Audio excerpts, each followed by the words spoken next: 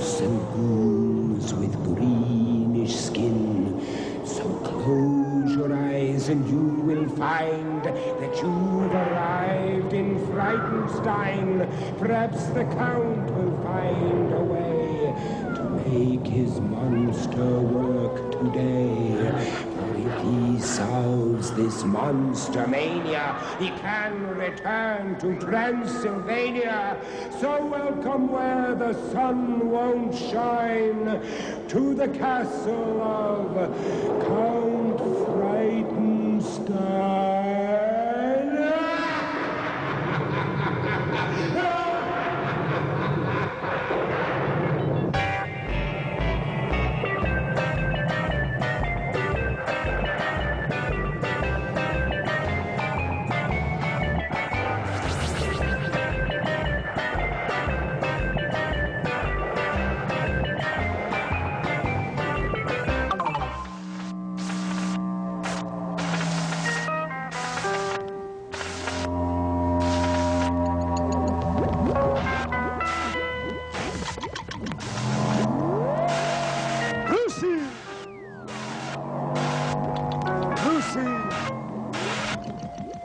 Do your thing! Walk! Brucey! You're as bad as the flowers! Nothing work in my castle.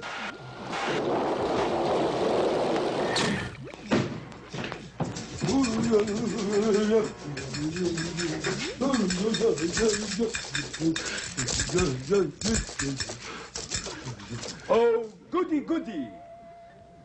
Mr. Jazz is here. Igor, you're late again.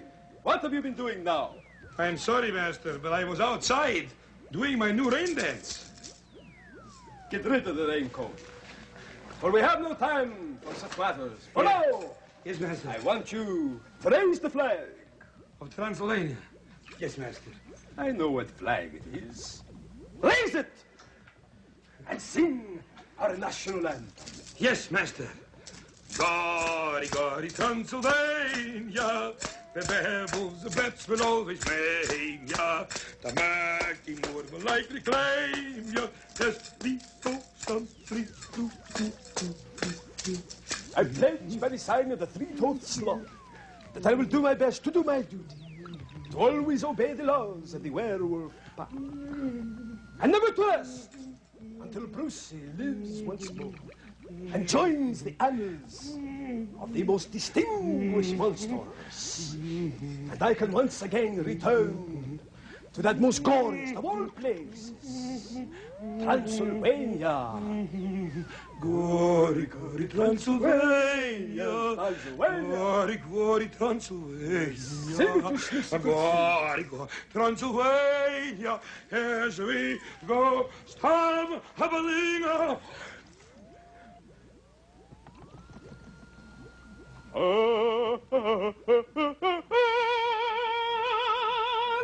Beautiful, beautiful, master. It reminds me of home, back in that note, master. Transylvania.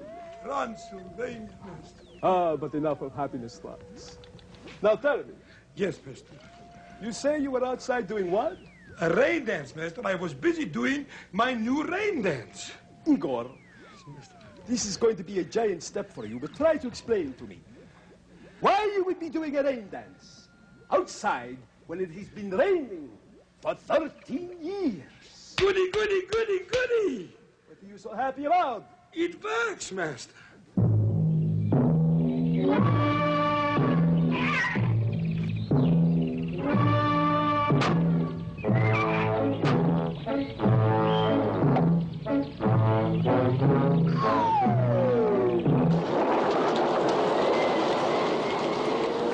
The Oracle says when he makes predictions, they come true. And if they're awful forecasts, Well, there's nothing he can do.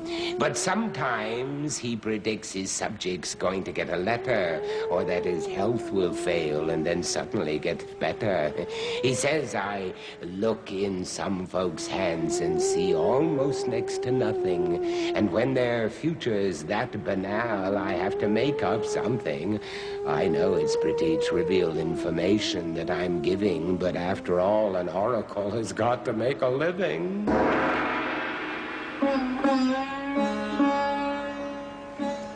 Thank you, Maharishi. You have a groovy band. I am the Oracle.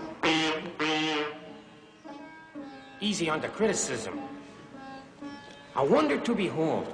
Have you ever seen another who has the powers I have? Have you ever seen another who can see into the future? Have you ever seen another who can conjure up a spirit? Have you ever seen anybody as stupid as I am about the crystal balls? Oh, well, never mind that now, for now it is time to get to our sign of the day.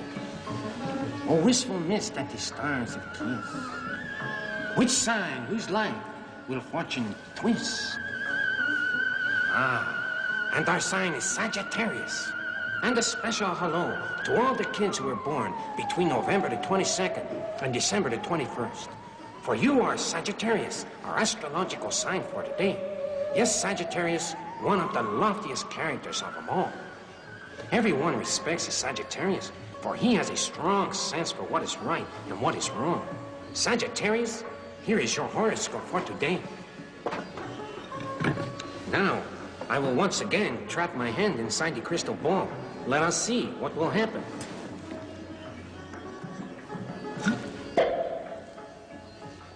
Very good.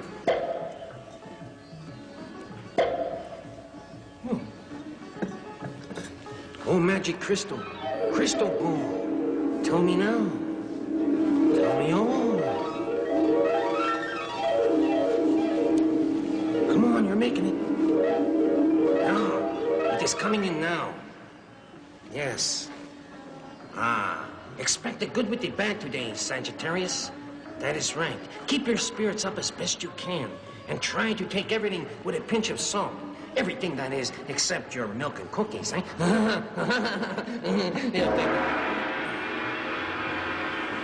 A little premature, are you not? I'm not finished. I haven't even had a chance to answer the letters that the kids were kind enough to write into me. Why don't you get lost?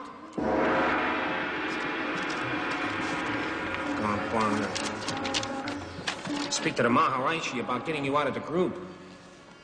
Dear Oracle, please explain what astral travel means. That's a very good one. Well, astral travel is the act of being able to leave one's body and travel at a great speed, with the use of a second or astral body.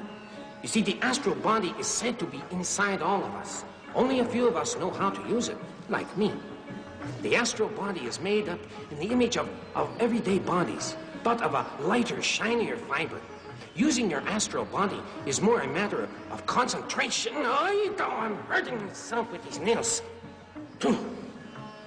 A person who does it must have a great desire to undertake this act. It is still a subject in need of much study. And I think that someone is trying to tell me something. Keep cooking, Maharishi. What do you think, Voodoo? All right. At least you can keep it tempo. Look to the stars. Unbelievable. Unbelievable! Don't go away.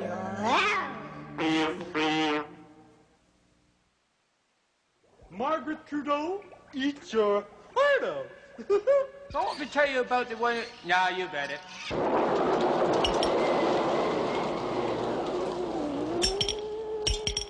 The professor had a friend who spent his whole life counting stars. He kept his secret totals in a set of coffee jars. For every star, he'd put a bean in one of these containers and label it and put it on a shelf of jar retainers. One day, his wife got thirsty and decided on a cup of coffee, so she got a jar and ground the contents up. Her husband screamed, "It's happened, yes, the thing I fear the worst. You've gone and drunk up, darling, half of all the universe."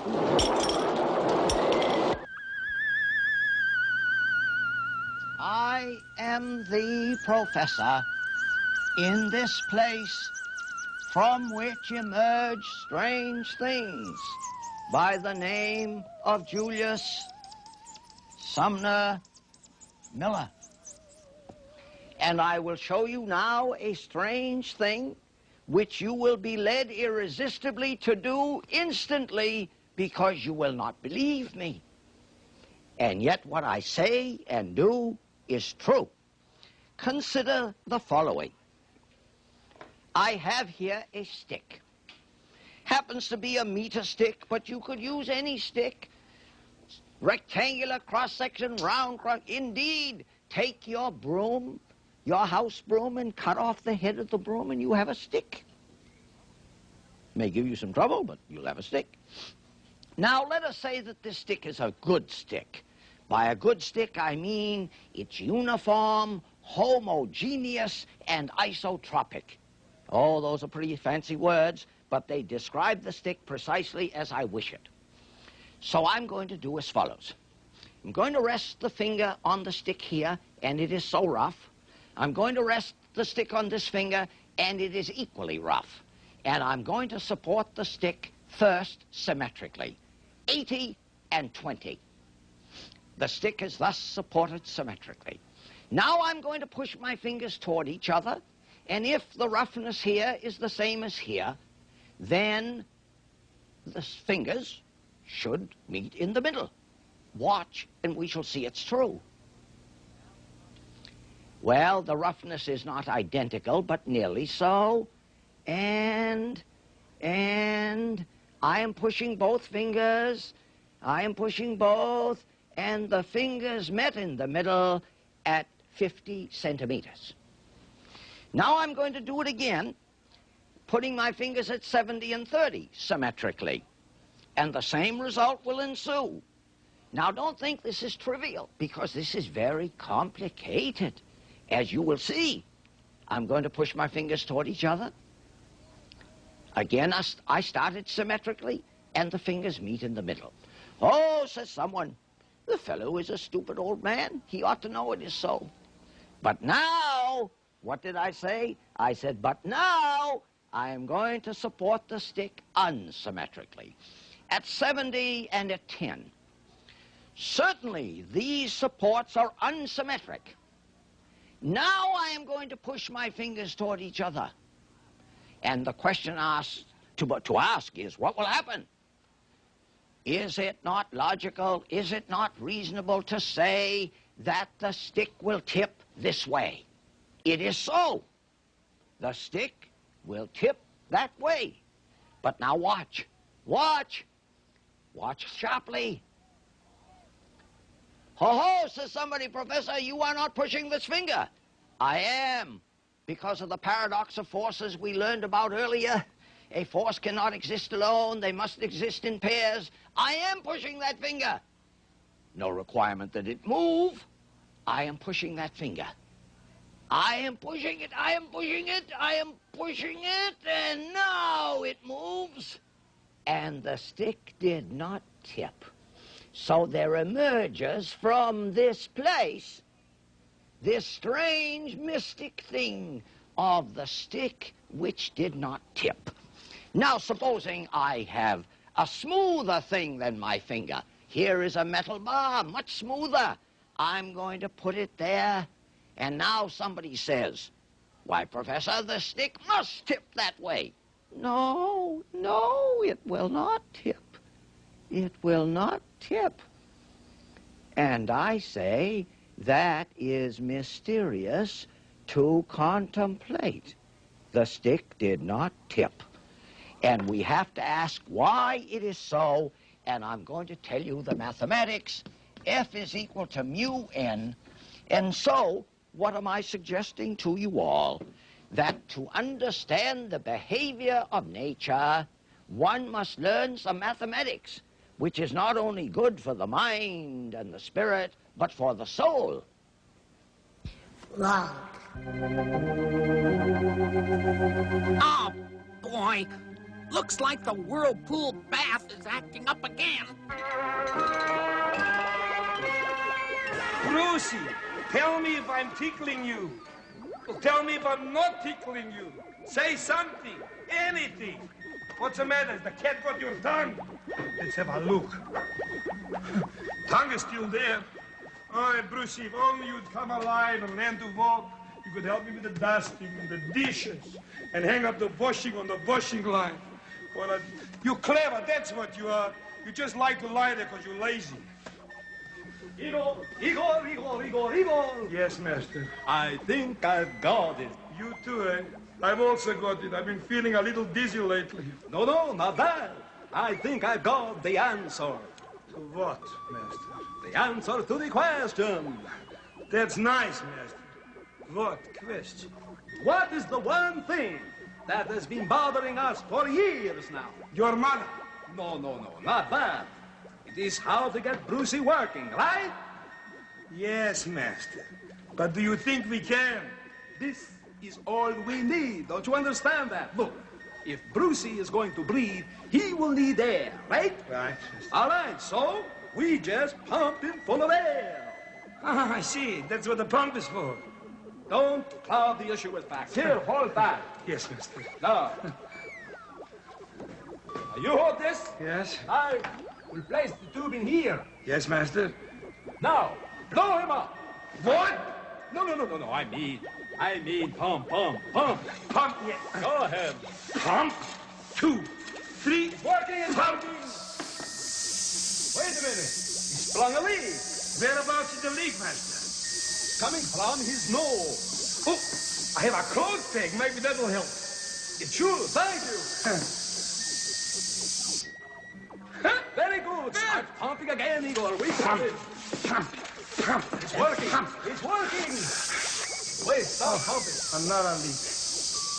This time it's coming from his ears. From his ears. From his ears. Ah, I have an idea, master. What is that? These earmuffs, I was saving them for your visit to your mother. Perhaps that'll help. Very good. Now, I will really plug him up this time. Ah, you got him plugged up good, master. All right. Tell me when to go, right? Start pumping. Igor, It's working. It's working. Igor, I'm never going to be able to blow him up. give me 1 minute and 1 stick of dynamite and I'll blow him up. Incredible. Oh, wow. The hilarious house of Frightenstein will continue in a moment, if the slot lets it. Did you hear the gorilla song? Girl of my dreams, I love, I know, bad. Polly wants a cracker.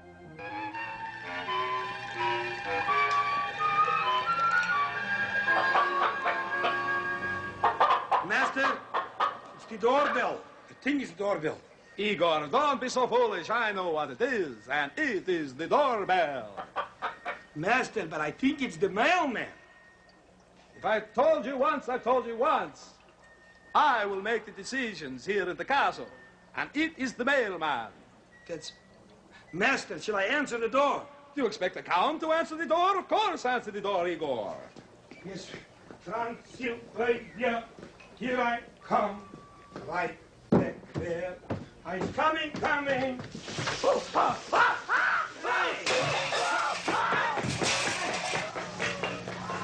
He always does that.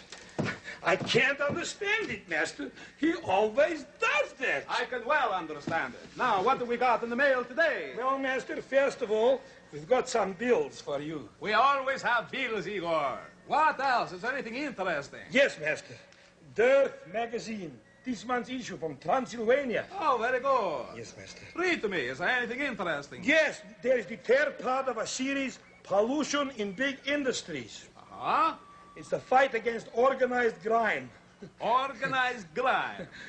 What else have you got there? Yes, Master, yes. Monster Makers Monthly. Monster Makers Monthly. Yes, Master. Wow. With a Japanese monster parts catalog. Perhaps. No, of course they couldn't be better than the Count, though. No. I know about monsters. Oh, and here's an interesting thing, Master, is a flyer from the Transylvanian Free Press. Is that right? I'll just open it and see what's inside.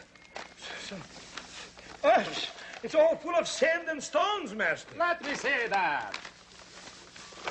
Well, no wonder, don't you understand? This is the underground flyer. What else do you have? Master, we have an interesting letter here. Can I open it, Master? Yes, you may open it, Igor, and read it to the Count. Oh, thank you, Master. Oh.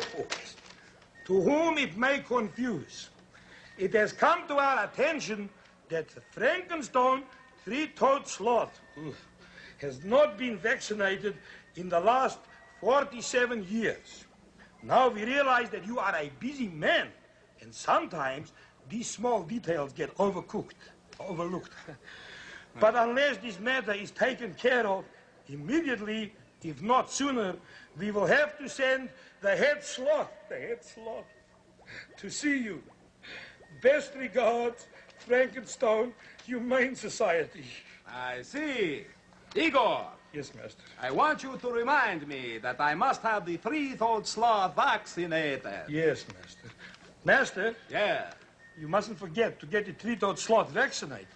Igor, if I've told you once, I've told you once. You only have to tell me once. Yes, Master. Now, what was that again?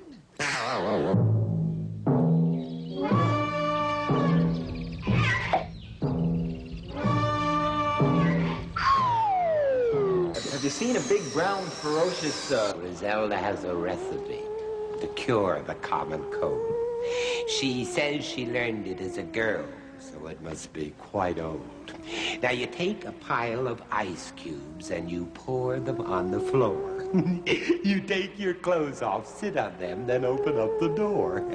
This remedy is sure to work. It's guaranteed to cure you, because you'll no longer have a cold. What you'll have is pneumonia.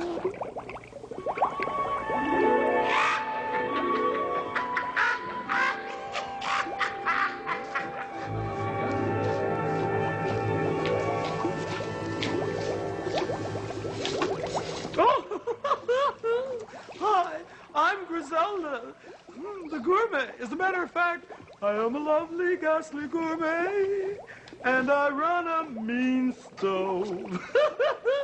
I hold sliver away. Come on in and live. We're having a ball here. Now, we have a really tasty, wonderful dish for you today, and it's called the Swimming, Sailing, Shocking, Silly, Soggy Saturday and Sunday Special. Yes, with whipped cream. Yes, it's wonderful. Now, we start this particular recipe with you-know-what. Love every second of it. Oh, I love eggs.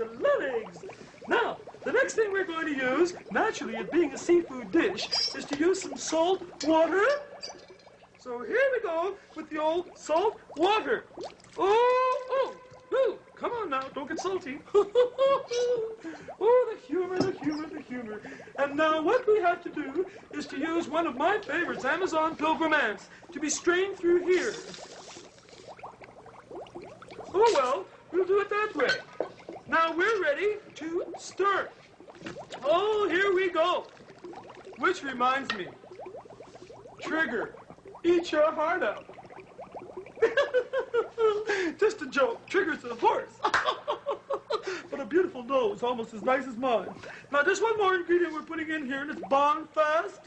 Bonfast. Oh, as fast as I mix it. Well, here we go. We're going right now this way to get the last ingredient. And I wonder what Polly has in store today. Polly, you have a peg on your nose. Peg of my heart, I love you. Silly bird. And now, as you know, in cooking any seafood dish, the most important ingredient would be apple cores. So here we go with our apple cores. Now, here I am standing ready to throw the apple cores in. But look what's happened to them. Oh, my goodness. This is terrible. But you know, by boiling them, you know, we can purify them. So in they go. There was a number of them. Ooh, several hits and a miss. Now, we mix this up, and we are really going to have a wonderful time, because now I'm going to the cauldron.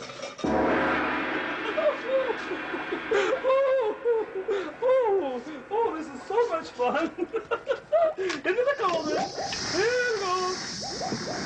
Cauldron, cauldron, toil and trouble. Cauldron, boiling, cauldron, bubble. Here we go. Taster's time.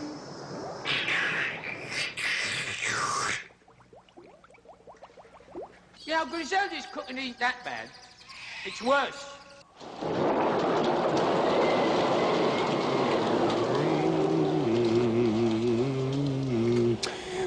Clyde went sailing to a far Tahitian shore, and there he found some seashells that were from the ocean floor. He put one to his ear, he said, and then Bwana swore that he could hear inside the shell a far and distant roar.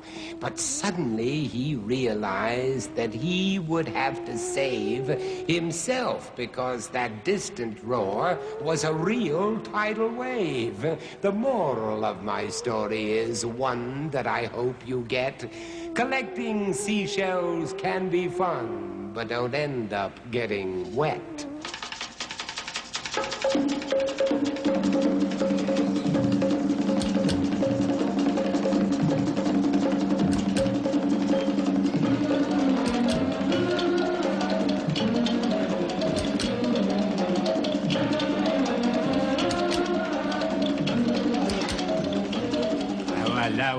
Hello.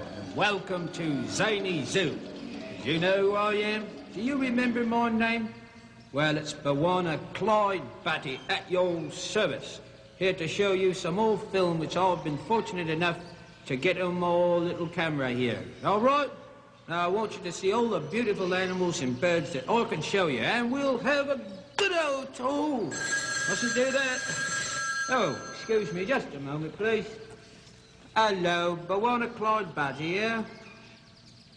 Is that right? Well, when did it happen? Oh, well, take 2 aspirins and a glass of water and lie down for a while. All right, that's all right. Oh, one of our woolly little monkeys. One of the woolly little monkeys fell out of a tree, so we're going to give him a couple of aspirins. He'll feel better soon, I'm sure. All right, now it's time for me to show you, just some beautiful birds that you're going to love. You just watch now. Now, let's get our film and camera all ready, and then we'll start it off. And wait till you see what you're going to see today. Now, get all lined up here. That's it, film ready. Right, switches on. And away we go. All right now. Here it comes, here it comes. Come on now. There, loose, there. Now it's going to go. Oh, and look what we've got here. What a beauty. Now, this is the blue and yellow macaw. Oh, well, there's a handsome fella for you, isn't it? My goodness gracious, look at him there. Just primping himself. Hello. That's right, we're looking at you. You don't mind, do you? You're such a handsome fella. And look who's beside him. That's the hyacinth. Oh, beautiful birds. Look at that. My goodness gracious. Oh, right there, lads. What you doing? Gonna stay with us for a while? That's nice. That's quite nice.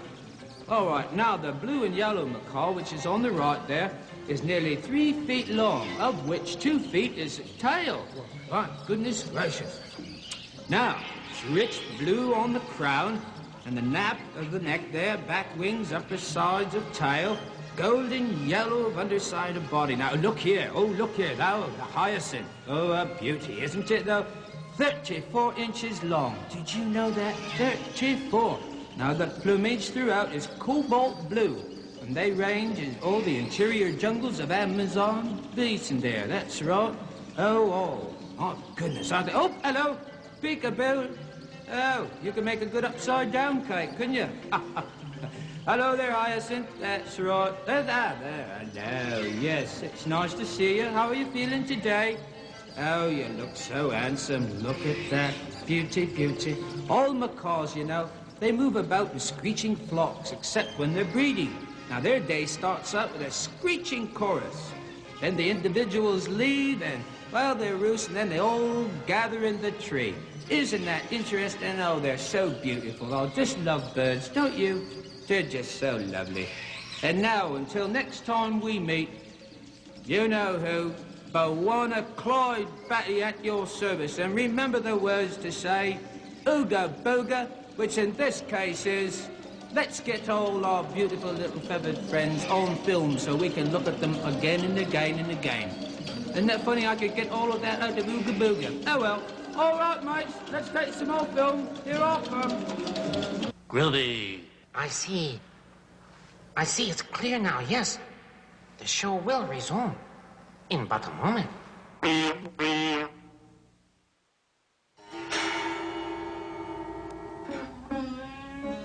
It is said by the wise man, the yogi is like the elephant, both merely an illusion of 7 easy-to-follow steps. If you say that once more, I'm going to send you back to the slime. All right. I asked the old librarian what did he learn from life. He said the first thing was the rule to never take a wife. While they make superb companions and reliable good cooks, women haven't got the knack, he said, of understanding books. But somehow, son, I've often thought of marrying some wench. But when I do, the girl I choose will think and speak in French. I said, oh, that is really the most charming thing I've heard. The librarian said, I don't know why, because I don't speak a word. Mais jamais. Where is he?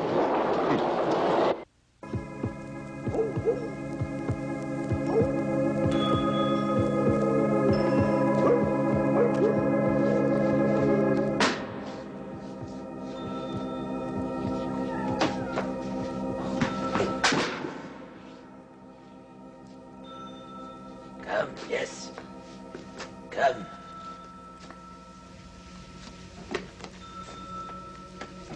Welcome to the library. And I am the librarian.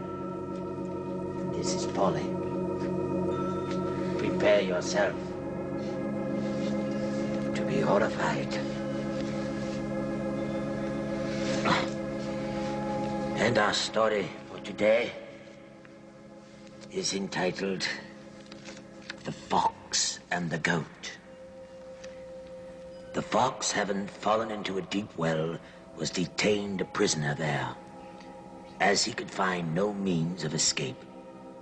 A goat, overcome with thirst, came on to the same well, and seeing the fox, inquired if the water was good. The fox, concealing his sad plight under a merry guise, indulged in a rather lavish praise of the water, saying it was beyond excellent, and encouraged him to descend.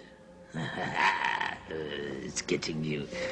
The goat, mindful only of his thirst, thoughtlessly jumped down.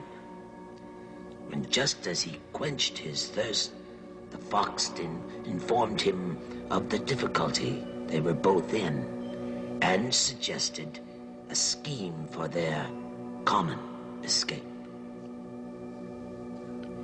If, he said, you will place your 4 feet on the wall and bend your head, I will run up your back and escape, and will help you out afterwards.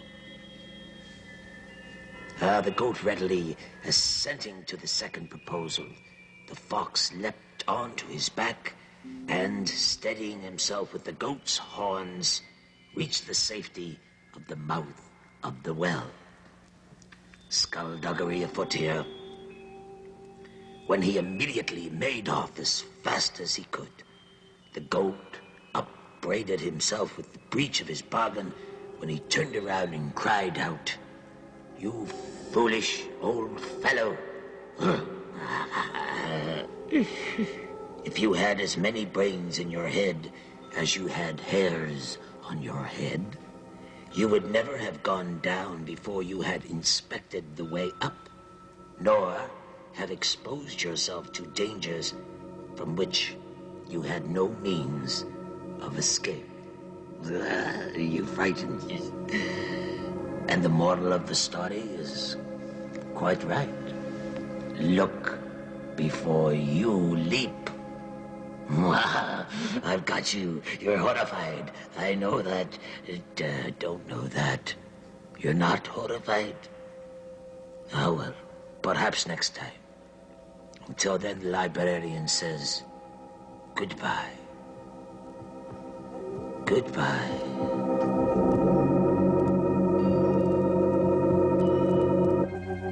There. I finally got the A's to work faster than the B's. Come on, little man, and do the twist. Igor, please, will you stop this horrible racket here? What were you doing anyway? I was doing the boogaloo. Never mind the boogaloo. And what is this? Some records I found in the basement, Master. I think they belong to your grandfather. Really? Yeah. What are the titles there? How much is that sloth in the window? All The right, one all that... right. What's on the flip side of that? What kind of fool am I if I should fall in love? All right, you're not I on know. a stage. You're not on a stage now. Are you sure they belong to my grandfather? Master, yes, I'm sure. There's one record here. It was his favorite. Then put it on if it was his favorite. It must be good. There we are, Master. Once my house was haunted, and I was nearly daunted. My ghostly unseen fingers wrapped around my pretty neck. This nightly visitation, suddenly with trepidation, I'd wake up in the morning, one great nervous wreck. Oh, spiders and creepers that crawled in the hall. Six-fingered hands that came out of the wall. And oh, the reason that causes it all, I eat boiled fish for lunch. Master, naughty. Be very careful, Igor. That was my grandfather, I'll tell you. Hey, I like that one. That was a good song, eh? The mailman has arrived. I will go and see, Master. You'd better.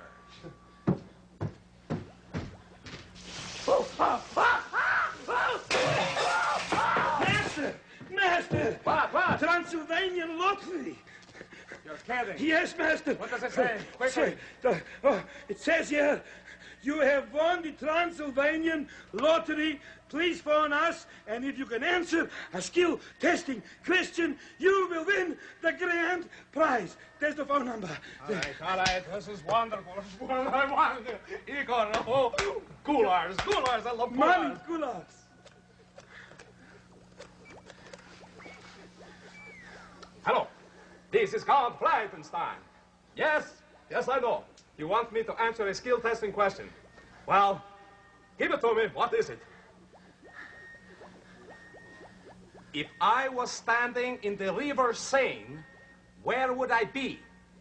If I were standing in the river Seine, where would I be? I'm thinking. Who was buried in Grant's tomb? No, I got it. If I was standing in the river Seine, I would be insane.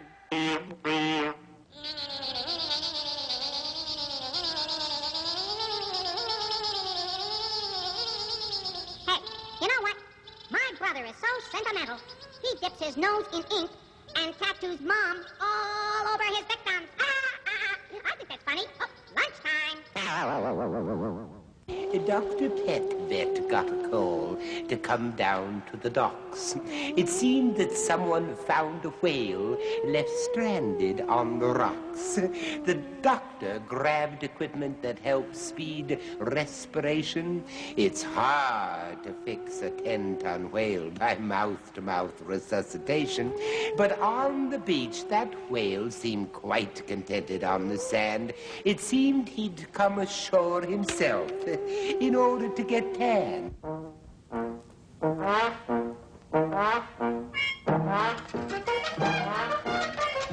wonder where Dr. Petvet is.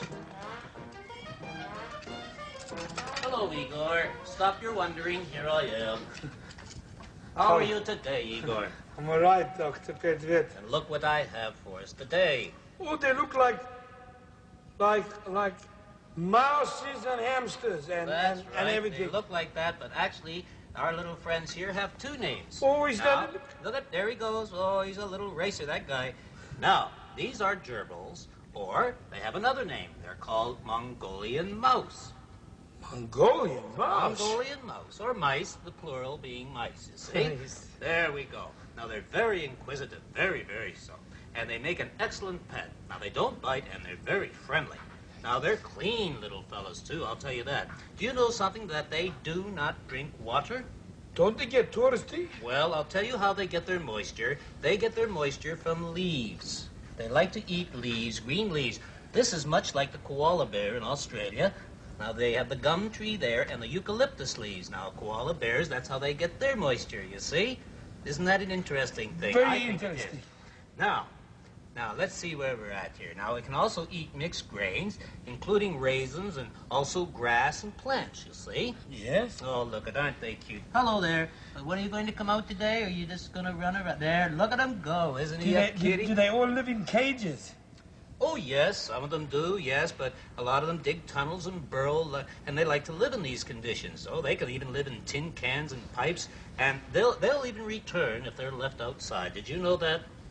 I wish I had pets like that. Now, you notice they have long back legs here, and they have a tufted tail there. Isn't that cute? Oh, look, he's standing up like that. That's right. Oh, they're ever so cute. And they're the fastest growing pet today, I'll tell you that. The children just love little gerbils, or the Mongolian mouse, as we call them. Yes, now it's just fantastic. See the large eyes and ears there? And oh, look at, they're just so agile. Oh, they're lovely. Well, they progress by long leaps and bounds, you see? Oh, they can just leap away, my goodness. They're always on the go. Now, they're active in the daytime, and they sleep at night, much unlike the hamsters and mice, you see. Now, they store their food in little cheek pouches. Oh, like Dr. Petvet here with his cheek pouches. They have a lifespan of, let's see, 2 to 4 years. Really? Now, I want you to have them as your pets. Me? Mm-hmm. Mickey and Edna. Mickey and... Wait. All right. All right, Mickey. All right, Edna. Let's see you play. Here we go. Mr. Sloth, I got Mickey and Edna here, and it's not expensive to have them because they don't drink water. They just eat lettuce and raisins, and they can live in an old jam tin or in a pipe, and they'll come back if they're lost. Okay? Please? Thanks. Every day. Oh, Igor. Oh, relax yourself. Don't you worry. If the sloth wants to be that selfish, then you let him. You still have Dr. Petvet and all his pets. And remember, Igor, always, pets are friends. Right. Goodbye, Dr. Petvet. I'll see you soon. Come tomorrow. Bye. Bye. Dr. Petvet is very humanitarian, vegetarian. Master said to tell you, don't go away. I've just been to the doctor. What did he say? He said I have a growth on my neck. What is it? My head. Did I get it right? Excuse me, but is this tooth yours? That's a heavy trip. Dig the light show. I am the Wolf Man. Ow!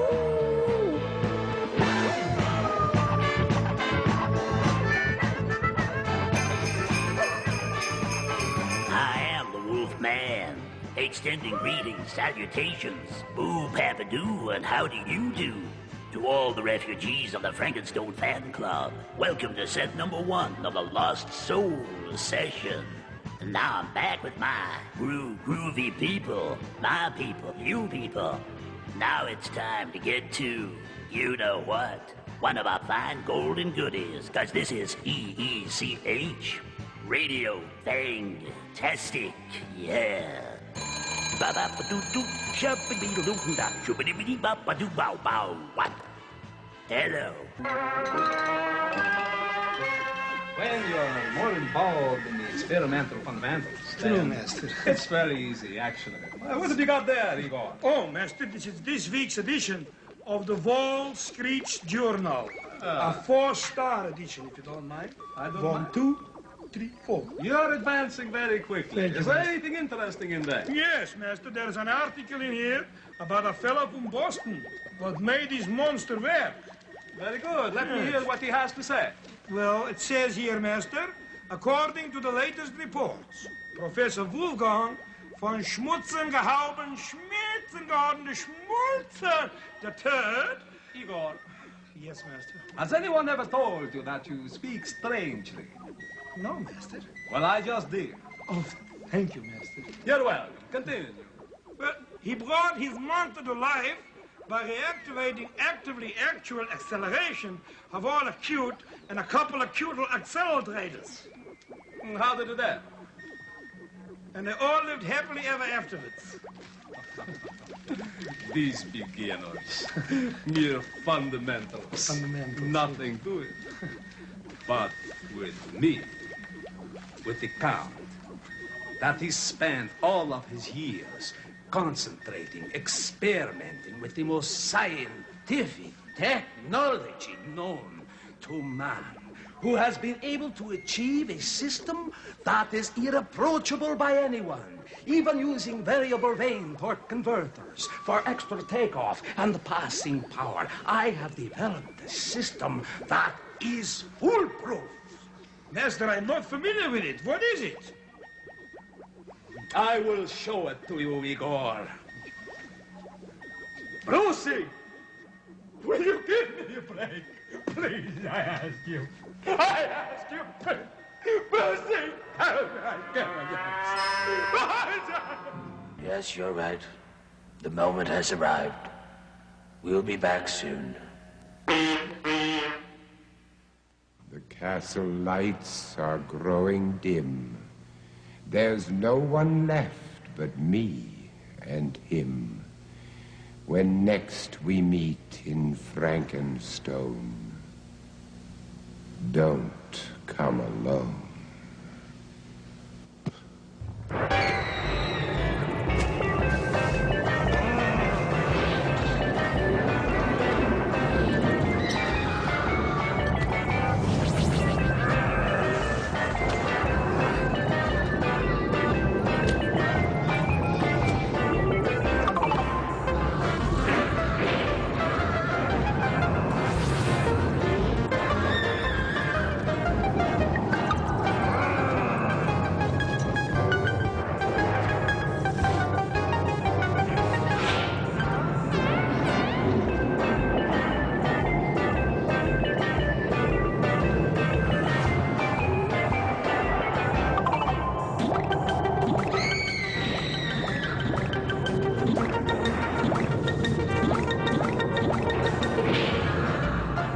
This is definitely the end.